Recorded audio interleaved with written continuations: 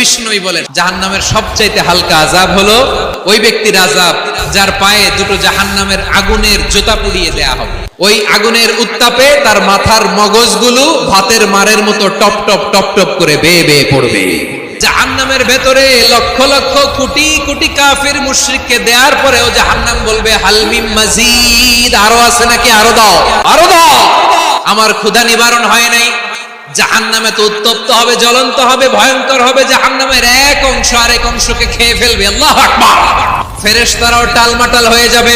জাহান্নামের রক্ষী ফেরেশতারা কি করবে তারা নিজেরাও বুঝতে পারবে না। কোটি কোটি মুশরিক কাফেরদেরকে জাহান্নামে নিক্ষেপ করার পরেও জাহান্নাম ঠান্ডা হবে না, শান্ত হবে না, বলবে হাল মিন মাজিদ, আরো আছে নাকি, আরো দাও।